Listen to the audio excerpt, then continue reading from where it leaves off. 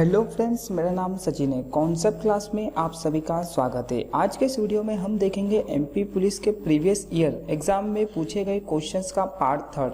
So please friends, आप मेरे इस वीडियो को आखिरी तक देखिएगा, जिससे कि आपको यह पता चल जाए कि एग्ज़ाम में किस प्रकार के क्वेश्चन पूछे जाते हैं। और अगर आप हमारे यूट्यूब चैनल पर पहली बार आए हैं तो प्लीज़ इसे सब्सक्राइब कर लीजिए, जिससे कि आपको न्यू वीडियो के नोटिफिकेशन मिल सके। तो चलिए शुरू करते हैं आज का ये वीडियो।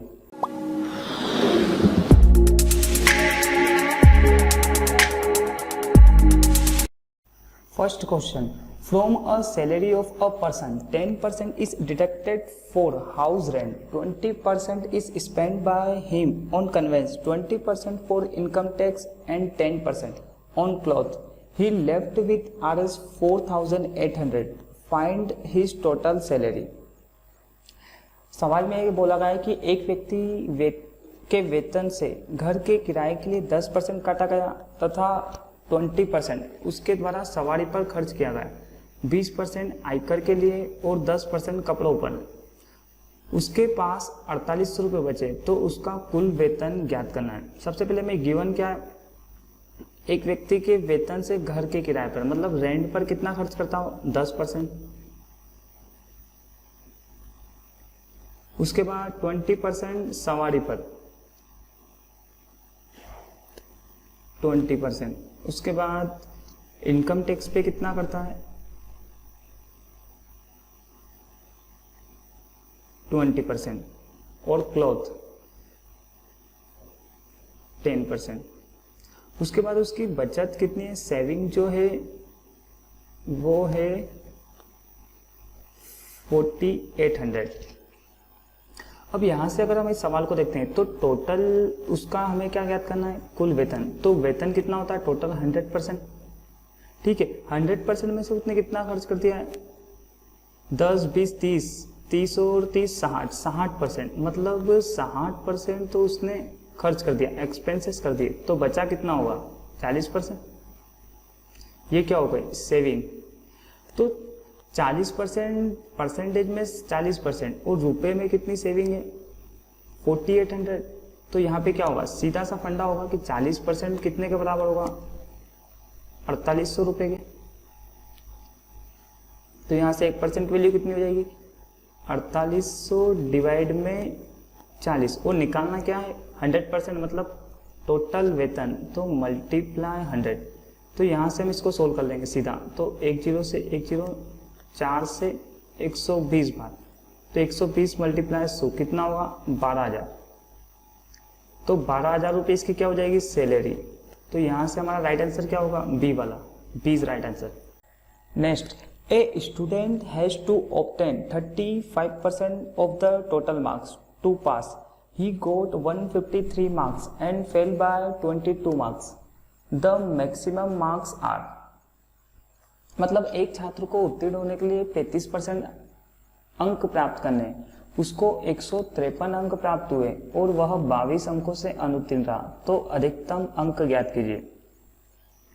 सबसे पहले पास होने के लिए कितने अंक चाहिए, 35% अंक। मतलब पास होने के लिए टोटल जो है वो परसेंटेज में चाहिए 35% मार्क्स। और उसने रिसीव कितने किए हैं, रिसीव किए हैं 153 मार्क्स। और फेल कितने से हो गया, वो 22 अंकों से। तो अधिकतम अंक ज्ञात करना है, मतलब टोटल पूर्णांक हमें ज्ञात करना है। अब यहाँ पे एक छात्र है, उसको अगर 35% अंक पास होने के लिए चाहिए और उसने प्राप्त करे हैं 153 और फेल हो गया 22 से, तो 35% बराबर कितना हो जाएगा, इन दोनों का योग, तो 35%। इन दोनों का योग कितना होगा, 175। तो 35% बराबर है 175 के। तो सीधी सी कैलकुलेशन, 1% कितना होगा, 175 डिवाइड में कितना होगा, 35। और निकालना क्या है, टोटल मार्क्स, मतलब 100%। भाई इसको यहाँ से सोल्व कर लेंगे। तो 5 से 7 बार, 5 3 15, 2 बचेंगे, 55 25, 7 से 5 बार, तो 5 का मल्टीप्लाई 100 में करेंगे, कितना होगा, 500। तो अधिकतम हम कितने, 500। तो यहाँ से हमारा आंसर होगा सी वाला, C is right answer. Next question, A can finish a work in 18 days and B can do the same in 15 days. B work for 12 days and left the job. In how many days A alone can finish the remaining work? मतलब A एक काम को 18 दिनों में पूरा कर सकता है और B उसी काम को 12 दिन में कर सकता है। B ने 12 दिनों के लिए काम किया और काम छोड़कर चला गया। बचे हुए काम को A कितने दिन में पूरा कर सकेगा? मतलब रिमेनिंग वर्क हमें ज्ञात करना है। तो सबसे पहले क्या है, ए पर्टिकुलर किसी काम को कितने दिन कर रहा है, एक 18 दिन में, उसके बाद बी 15 दिनों में, उसके बाद नेक्स्ट लाइन में है कि बी ने 12 दिनों तक काम किया। बी ने क्या करा, 12 दिनों तक काम किया। उसके बाद पूछा है कि ए बचा हुआ काम कितने दिन में पूरा कर लेगा। तो एक तो ये होता है कि एलसीएम के तरीके से ले ले, मतलब यहां पर जो है बी 12 दिन तक काम कर लिया है, तो बी का 12 दिन का काम कितना होगा, 12/15। एक दिन का काम 1/15, 2 दिन का 2/15, लेकिन यहाँ पर क्या है 12/15। तो बस इसको यहाँ से सोल्व कर लेंगे तो शेष काम आ जाएगा। तो क्या होगा 3 चौक 12, यहाँ पे क्या होगा 3 पंजे 15। इतना काम बी कर चुका है, अब हमें शेष काम निकालना है। तो टोटल वर्क क्या होता है, 1 होता है। अगर हम 1 में से इसको माइनस कर लें तो क्या होगा, शेष का आगे आ जाएगा रिमेनिंग वर्क। तो इन दोनों को माइनस करेंगे तो क्या होगा, 5 का मल्टीप्लाई 1 में 5 -4, तो कितना होगा 1/5। अब ये क्या है 1/5 जो शेष काम है। अब ये पूछा है कि ए कितने दिन में करेगा, तो सीधा सा 1/5 मल्टीप्लाई 18। ए का पूछा है तो मल्टीप्लाई 18, बस इसको यहाँ से सोल्व कर लेंगे तो क्या होगा 18/5। इसको सोल्व करेंगे तो क्या होगा 3 सही 3/5 दिन में। तो ए शेष काम को कितने दिन में करेगा, 3 सही 3/5 दिन में। मतलब हमारा यहाँ से आंसर क्या होगा, ए इज राइट आंसर। ये तो क्या एक बेसिक तरीका। अगर हम इसको शॉर्ट तरीके से करना चाहें तो किस टाइप से करेंगे ये भी देख लेते हैं। सबसे पहले हमें दिया क्या है, ए किसी काम को 18 दिन में, बी 15 दिन में, और बी 12 दिन तक काम करने के बाद काम छोड़ देता है, और पूछा है ए कितने दिन में करेगा। तो सबसे पहले हमें ये ध्यान रखना है कि जो काम छोड़कर जा रहा है उसको सबसे पहले डिवाइड करो, उसके बाद जो काम कर रहा है उसको लिख लो, ए करेगा। उसके बाद यहाँ पर इन दोनों का डिफरेंस 15 और 12, तो 15 माइनस 12, बस यहाँ से क्या आएगा ए का शेष काम आ जाएगा। तो इसको सोल्व करेंगे तो क्या होगा 18 मल्टीप्लाई, इन दोनों को सोल्व करेंगे तो कितना होगा, माइनस कर लेंगे तो कितना होगा 3, और डिवाइड में कितना है 15, तो 3 से एक बार 3 पंजे 15, तो यहाँ पे क्या होगा 18/5। अब 18/5 को सोल्व करेंगे तो क्या होगा 3 सही 3/5 दिन। तो यहाँ से हम इसको इस शॉर्ट तरीके से भी कर सकते हैं, लेकिन आपको हमेशा ध्यान रखना है कि जो काम छोड़ के जाता है उसको डिवाइड करना है, और जितने दिन काम करता है ऊपर उन दोनों का डिफरेंस लेना है। मतलब 15 दिन और 12 दिन, उसके बाद जो कर रहा है उसका मल्टीप्लाई करना, बस सीधा सा है। आई होप ये कॉन्सेप्ट भी अच्छे समझ में आया होगा।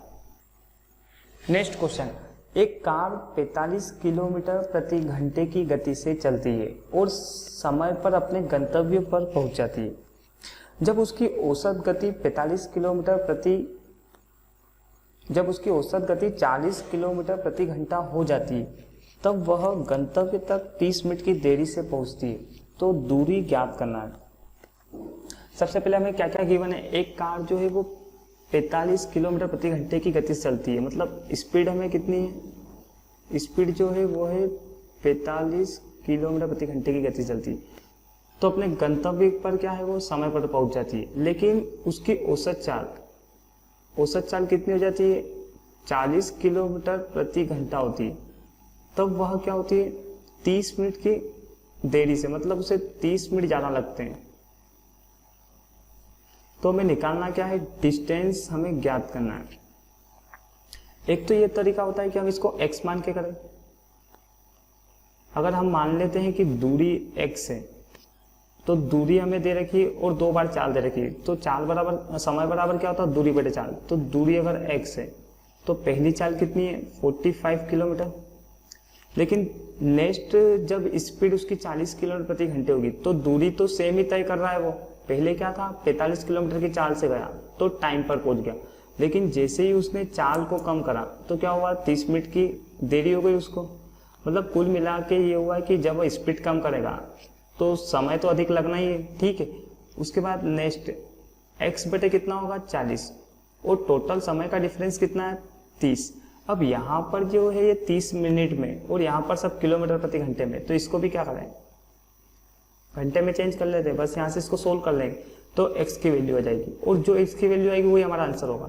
तो यहाँ पे क्या करें, क्रॉस मल्टीप्लाई कर लेते हैं, तो क्या होगा 40x माइनस 45x, और दोनों का मल्टीप्लाई 45 मल्टीप्लाई 40 बराबर कितना होगा, यहाँ पर 1/2, इसको काटेंगे तो कितना होगा 1/2 हो जाएगा। उसके बाद इन दोनों का डिफरेंस कितना होगा 5x बराबर 1/2, और ये जो मल्टीप्लाई में तो इधर आके क्या होगा, डिवाइड में तो मल्टीप्लाई में हो जाएंगे, 45 मल्टीप्लाई 40। भाई इसको यहाँ से सोल्व करना है तो 5 से कितनी बार कैंसिल होगा, 5 से 9 बार, और 2 से 20 बार। तो यहाँ पर x की वैल्यू कितनी आएगी 180 किलोमीटर। तो यहाँ से हमारा आंसर क्या होगा, ए वाला, ए इज राइट आंसर। ये तो हो गया एक फार्मूले के तरीके से। अगर हम इसको शॉर्ट तरीके से करना चाहें तो किस तरीके से करेंगे। शॉर्ट तरीके से ये है कि जब भी हम इस टाइप के सवाल करते हैं तो सबसे पहले 2 चालें दे रखी है, तो दोनों का मल्टीप्लाई ऊपर 45 मल्टीप्लाई 40, और दोनों का डिफरेंस नीचे, तो 40 माइनस 45 कितना होगा 5, और मल्टीप्लाई समय कितना है 30 मिनट, लेकिन इसको चेंज करेंगे घंटे में तो कितना होगा, डिवाइड बाय 60। बस इसको यहाँ से सोल्व करना, तो 30 से 1 बार और 30 से 2 बार, 5 से 9 बार, और 2 से कितनी बार डिवाइड होगा 20 बार। तो यहाँ पे हम क्या 9 का मल्टीप्लाई 20 में करेंगे तो कितना आएगा 180 किलोमीटर। तो यहाँ से भी हमारा आंसर क्या होगा, ए वाला। बस आपको इसमें शॉर्ट तरीके में ये ध्यान रखना है कि दोनों का मल्टीप्लाई ऊपर और दोनों का डिफरेंस नीचे, मतलब चालों का डिफरेंस। या फिर इस फार्मूले को हम इस तरीके से लिख सकते हैं, मैं बता देता हूँ, x मल्टीप्लाई y और डिवाइड में x माइनस वाई और मल्टीप्लाई t, ये एक तरीके से फार्मूला हो गया, ठीक है। आई होप ये कॉन्सेप्ट भी आपको अच्छे समझ में आया होगा। Next question, A can do a work in 16 days and B can do the same work in 12 days. Working together, what part of the work they can finish in 2 days?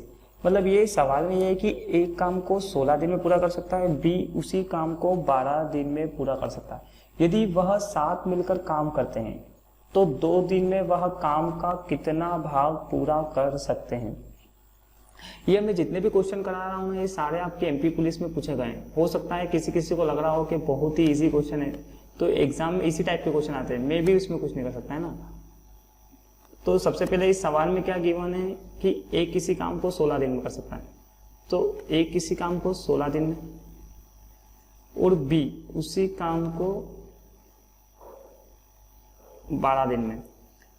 यदि वह साथ मिलकर काम करते हैं तो 2 दिन में वह काम का कितना भाग पूरा कर लेंगे। मतलब ए और बी दोनों ने क्या करा, 2 दिन तक मिलकर काम किया। तो सिंपल सा यहाँ फंडा है कि हम ए और बी दोनों का 2 दिन का काम निकाल ले, तो ए का 2 दिन का काम कितना होगा 2/16, बी का कितना होगा 2/12, और बस इनका हमें योग करना इजी। तो क्या होगा 2/16 प्लस 2/12, तो यहाँ से क्या होगा a प्लस बी का 2 दिन का काम आ जाएगा, ठीक है। तो यहाँ से हम इसको सोल्व करेंगे तो 16/12 दोनों का एलसीएम 48, 16 से 3 बार और 3 का मल्टीप्लाई ऊपर 2 में, तो कितना होगा 6 प्लस 12 से 3 बार, 12 से 4 बार, 4 का मल्टीप्लाई 2 में कितना होगा 8 हो जाएगा। उसके बाद इन दोनों का योग कर लेंगे तो कितना होगा 14/48, ठीक है। बस इसको यहाँ से हमें सोल्व करना है, तो 2 से 7 बार और 2 से 24 बार, तो 2 दिन में वह कितना काम करेंगे 7/24, तो यहाँ से हमारा आंसर क्या होगा बी बना, B is right answer. Next question, एक ट्रेन 8 मिनट में 10 किलोमीटर की दूरी तय करती है। यदि उसकी गति 5 किलोमीटर प्रति घंटे से बढ़ा दी जाए तो उसे उतनी ही दूरी तय करने में कितना समय लगेगा। सबसे पहले हमें दिया हुआ क्या है कि एक ट्रेन है जो 10 किलोमीटर की दूरी, डिस्टेंस कितनी 10 किलोमीटर और समय कितना है 8 मिनट में तय करती है। यदि उसकी गति को 5 किलोमीटर प्रति घंटे से बढ़ा दिया जाए, मतलब उसकी स्पीड को कितना बढ़ा दिया है +5 किलोमीटर प्रति घंटे की गति से, तो उतनी ही दूरी तय करने में, मतलब दूरी कितनी रहेगी 10 किलोमीटर ही रहेगी, तय करने में समय कितना लगेगा ये हमें ज्ञात करना है। सबसे पहले हमें यहाँ क्या है, दूरी है और समय है, तो हम चाल निकाल सकते हैं। तो चाल बराबर क्या होता है, डिस्टेंस अपॉन टाइम। अब डिस्टेंस हमें कितनी दी हुई है 10 किलोमीटर और टाइम कितना दिया है 8, लेकिन ये क्या मिनट में, तो डिवाइड बाय 60 कर लेते हैं तो क्या घंटे में चेंज हो जाएगा। तो ये 60 जो डिवाइड में, तो इसको मल्टीप्लाई में ले आते हैं बस। तो यहाँ से इसको सोल्व कर लेंगे तो क्या होगा 4 से 2 बार, 4 से 15 बार, उसके बाद 2 से कितनी बार कैंसिल होगा ये 5 बार, तो स्पीड कितनी हो जाएगी यहाँ से 75 किलोमीटर पर आवर। अब आगे हमें ये बोला गया था कि यदि उसकी गति 5 किलोमीटर प्रति घंटे से बढ़ा दी जाए, मतलब पहले जो थी वो थी 75 थी, तो अब स्पीड कितनी हो जाएगी, नई स्पीड हो जाएगी 80 किलोमीटर प्रति घंटा। ताकि हमें क्या करना है 5 किलोमीटर प्रति घंटे से बढ़ाना है, तो 80 किलोमीटर प्रति घंटा, और डिस्टेंस तो हमारे पास अभी भी 10 किलोमीटर ही है, दूरी तो सेम है। और अब ज्ञात क्या करना है, समय। तो समय बराबर क्या होता है, t बराबर होता है दूरी अपॉन चाल। तो दूरी हमें दी हुई है 10 किलोमीटर और चाल कितनी दी है 80। तो यहाँ से हम इसको सोल्व कर लेंगे, तो 10 से 10, तो हमारा आंसर क्या आएगा यहाँ पर 1/8 घंटे। लेकिन अभी हमें समय मिनट में दिया हुआ है, तो हम क्या करें, अगर 1/8 को हमें मिनट में चेंज करना है तो क्या करेंगे मल्टीप्लाई 60, बस इसको यहाँ से सोल्व करना है। तो 4 से 2 बार और 4 से 15 बार, तो क्या होगा 15/2, तो 2 से डिवाइड करेंगे तो कितना आएगा 7.5 मिनट। तो यहाँ से हमारा आंसर क्या होगा, ए वाला, A is right answer. Next question, find the average of first 5 multiples of 9, मतलब 9 के पहले 5 गुणजों का औसत हमें ज्ञात करना है। तो सबसे पहले 9 का अगर पहले 5 गुणजों का औसत ज्ञात करेंगे तो सबसे पहले क्या होगा 9 का मल्टीप्लाई 1, फिर 9 का मल्टीप्लाई 2 में, फिर 9 का मल्टीप्लाई 3 में, फिर 4 में, फिर 9 का मल्टीप्लाई 5 में। ताकि निकालना कहाँ तक है, 1 से लेके तो 5 तक। अब हमें इनका औसत ज्ञात करना है, तो सबसे पहले क्या करेंगे दोनों का मल्टीप्लाई, फिर क्या होगा 18, फिर 27, फिर 36, फिर 45। उसके बाद हमें इनका औसत ज्ञात करना है। तो सबसे पहले हमें क्या करना पड़ेगा, इन सबका योग करना पड़ेगा, उसके बाद डिवाइड बाय 5 करना पड़ेगा। तो ये जो है ना कैलकुलेशन बहुत ही बड़ी हो जाएगी। मैं आपको सिर्फ 2 सेकंड में, मतलब 2 से 5 सेकंड में सवाल को सोल्व करने का तरीका बता दूंगा सीधा सा। मतलब हमें क्या करना है, सबसे पहले 9 के पहले 5 गुणजों का औसत हमें ज्ञात करना है। अब या तो ये तरीका हो सकता है कि इस तरीके से करें और इन सबका योग करें, 9, 18 कितना होगा 27, फिर 27 का डबल 54, फिर 54 में इसको जोड़ेंगे तो कितना होगा यहाँ पे 90, फिर 90 में इसको जोड़ेंगे तो कितना होगा 135, फिर डिवाइड करना पड़ेगा 5 से, तो हमारा आंसर आया कितना आएगा 5 से 2 बार, फिर 5 से तो 35, तो यहाँ से कितना आएगा 27। तो यहाँ से हमारा होगा ए वाला आंसर राइट। लेकिन अगर हमें इसको जल्दी से सोल्व करना है तो सबसे पहले हमें क्या करना है, 9 के प्रथम 5 गुना, तो 9 का मल्टीप्लाई 1 में, ये तो हो गया प्रथम, और पूछा क्या है 5वां गुना, तो 9 का मल्टीप्लाई 5 में, बस अब इन दोनों का योग करना है। तो 9 का मल्टीप्लाई 1 में कितना होगा 9 ही होगा। उसके बाद इन दोनों का मल्टीप्लाई करेंगे तो कितना होगा, 9 का मल्टीप्लाई 5 में 45, तो 9 और 45, 9 प्लस 45, इन दोनों का योग कितना होगा 54, और बस 2 से डिवाइड करना है। तो हमारा आंसर क्या आएगा यहाँ से 27। तो हम इसको मात्र 5 से 10 सेकंड में सोल्व कर सकते हैं। तो यहाँ से हमारा हो गया 27। अब इसी सवाल में अगर ये तो सिंपल सा सवाल है कि अगर आपसे 5 गुणज पूछें तो आप इसको इस तरीके से भी कर सकते हो, कोई डिफिकल्टी नहीं। अगर मैं यहाँ पर तुमसे पूछता हूँ कि प्रथम 9 के 25 गुणजों का औसत ज्ञात कीजिए, तो क्या आप 25 तक लिखोगे इसे? 1 2 3 4 5 6 7 8 9 10, तो हमें इतना समय एग्जाम में मिलता नहीं। तो सीधा सा हम क्या करेंगे, इसमें 9 का मल्टीप्लाई 1 में करेंगे और इधर कितना है 25, तो 9 का मल्टीप्लाई 25 में और इन दोनों का योग, तो 9 का मल्टीप्लाई 1 में कितना होगा 9, और इन दोनों का मल्टीप्लाई करेंगे तो कितना होगा 225, 25 9 225। अब इन दोनों का हमें सिंपल सा योग करके 2 से डिवाइड करना है, तो 225 प्लस 9 कितना होगा 234, और 2 से डिवाइड कर लो तो कितना होगा 127। 23 का आधा कितना होगा, यहाँ पे होगा 117 हो जाएगा, ठीक है। तो यहाँ पे हमारा आंसर क्या होगा 117। तो हम इस तरीके से इसको आसानी से सोल्व कर सकते हैं। Okay, next question, A and B can do a work in 8 days. A and C can do the same in 8 days. If A, B and C working together can finish it in 6 days, then how many days it takes to B and C together to finish it? मतलब A और B किसी काम को 8 दिन में पूरा कर सकते हैं, A और C उसी काम को 8 दिन में पूरा कर सकते हैं। यदि A, B और C 7 काम करते हुए उस काम को 6 दिन में खत्म कर सकते, तो B और C एक साथ मिलकर इस काम को कितने दिन में समाप्त करेंगे, ये हमें फाइंड करना है। तो सबसे पहले हमें गिवन क्या है, A और B 8 दिन में, तो A प्लस B 8 दिन में करते हैं। उसके बाद A प्लस C भी 8 दिन में करते हैं। उसके बाद A B C कितने दिन में करते हैं, A plus B plus C ये 6 दिनों में करते हैं। तो हमें फाइंड क्या करना है, B प्लस C दोनों मिलके इस काम को कितने दिन में करेंगे। अब हमें इस सवाल में ये देखना है कि यहाँ पर जो है A और B 8 दिन में कर रहे हैं, A और C भी 8 दिन में कर रहे हैं, और A plus B plus C तीनों मिलके 6 दिन में कर रहे हैं। अगर मैं यहाँ पर A plus B plus C में से A और B घटा दूँ तो बचेगा क्या, C का कार्य बच जाएगा। तो C का कार्य किस टाइप से बचेगा, तो 1/8 मतलब एक दिन का काम 1/8 माइनस 1/6। अगर मैं इन दोनों को घटा दूँ, ABC में से अगर AB को घटा दूँ तो C का काम आ जाएगा। तो C का काम कितना आएगा, इन दोनों का मल्टीप्लाई 6 का मल्टीप्लाई 1 में 6 और 8 का मल्टीप्लाई 1 में कितना होगा 8, और इन दोनों का मल्टीप्लाई 48। एक तरीके से एलसीएम ही हो गया है, ठीक है भाई। इसको यहाँ से सोल्व करना है तो कितना होगा 2/48, तो इसको सोल्व करेंगे तो कितना आएगा 1/24, मतलब C टोटल काम कितने दिन में करेगा 24 दिन में।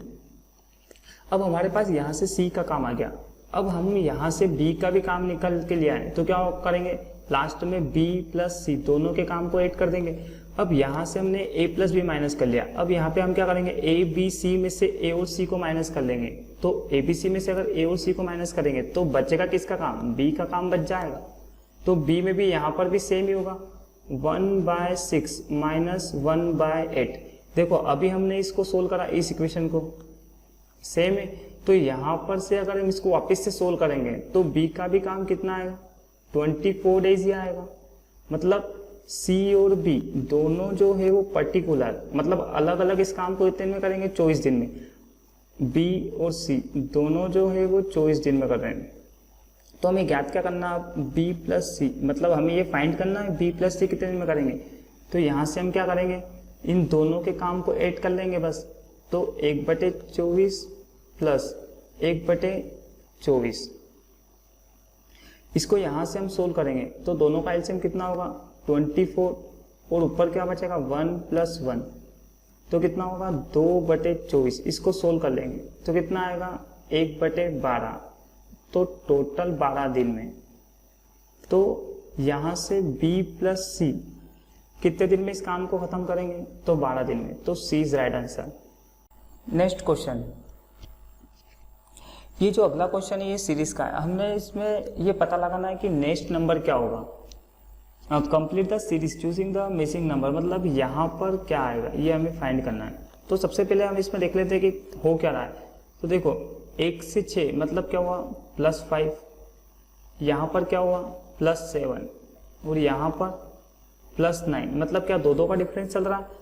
उसके बाद यहाँ पर क्या हुआ है +11, +9 +11, तो यहाँ पर अगला क्या होगा +13, तो 33 + 13 दोनों का योग करेंगे तो कितना होगा 46। तो यहाँ से हमारा आंसर क्या होगा सी वाला, C is right answer.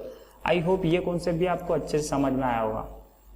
I hope मुझे लगता है आपको ये वीडियो बहुत ही पसंद आया होगा। अगर आपको ये वीडियो पसंद आए तो प्लीज़ इसे लाइक और शेयर करना ना भूलें और कमेंट्स करके मुझे बताइएगा ज़रूर कि आपको ये वीडियो कैसा लगा और क्या समझ में आया है और क्या समझ में नहीं आया है। आप कमेंट्स नहीं करते हो तो मुझे पता ही नहीं चलता है कि आपको समझ में आ भी रहा है या नहीं। तो प्लीज़ कमेंट्स करना ना भूलें और अगर आपने हमारे चैनल को अभी तक सब्सक्राइब नहीं किया है तो प्लीज़ इसे सब्सक्राइब कर लीजिए, बिकॉज जो भी मैं न्यू वीडियो अपलोड करता हूँ उसके नोटिफिकेशन आपको मिल जाएंगे। Thank you.